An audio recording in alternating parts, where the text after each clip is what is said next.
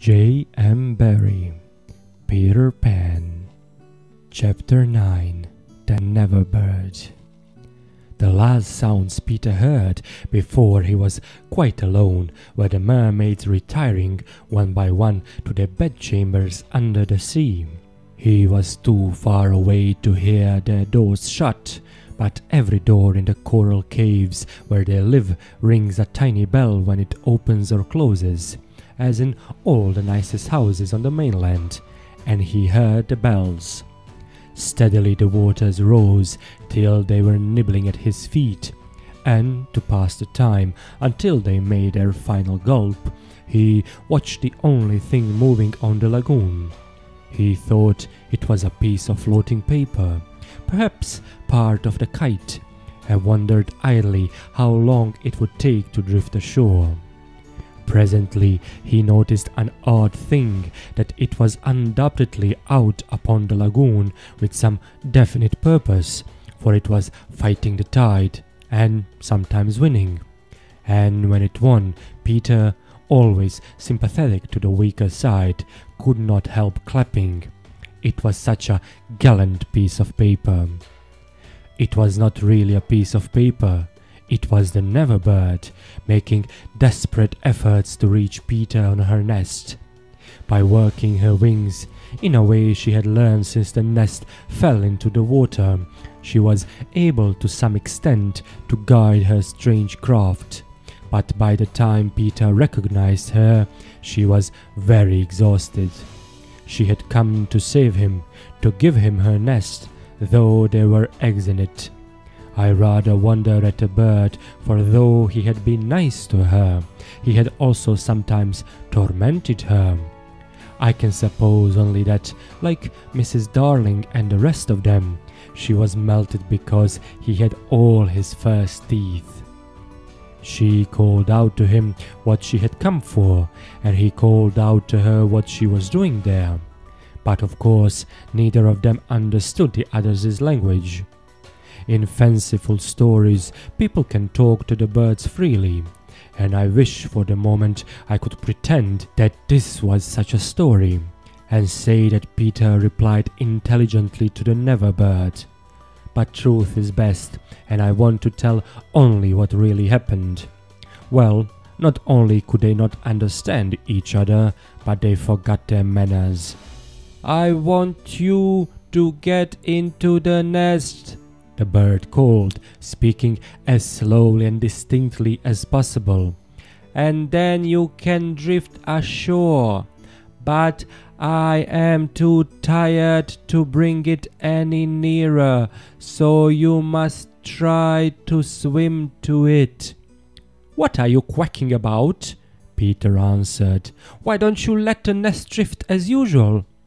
"I want you," the bird said, and repeated it all over. Then Peter tried slow and distinct. "What are you quacking about?" and so on. The Never Bird became irritated. They have very short tempers. "You dunder-headed little jay!" she screamed. "Why don't you do as I tell you?" Peter felt that she was calling him names, and at a venture he retorted hotly, "So are you?" Then rather curiously they both snapped out the same remark, "Shut up! Shut up!" Nevertheless, the bird was determined to save him if she could, and by one last mighty effort she propelled the nest against a rock. Then up she flew, deserting her eggs, so as to make her meaning clear. Then at last he understood, and clutched the nest and waved his thanks to the bird as she fluttered overhead. It was not to receive his thanks, however, that she hung there in the sky. It was not even to watch him get into the nest. It was to see what he did with her eggs. There were 2 large white eggs, and Peter lifted them up and reflected. The bird covered her face with her wings, so as not to see the last of them, but she could not help peeping between the feathers. I forget whether I have told you that there was a stave on the rock, driven into it by some buccaneers of long ago, to mark the site of buried treasure. The children had discovered the glittering hoard, and when in mischievous mood used to fling showers of moidoros, diamonds, pearls, and pieces of eight to the gulls, who pounced upon them for food, and then flew away, raging at the scurvy trick that had been played upon them. The stave was still there, and on it Starkey had hung his hat, a deep tarpaulin, watertight, with a broad brim. Peter put the eggs into this hat and set it on the lagoon.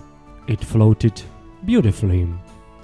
The Neverbird saw at once what he was up to, and screamed her admiration of him, and, alas, Peter crowed his agreement with her.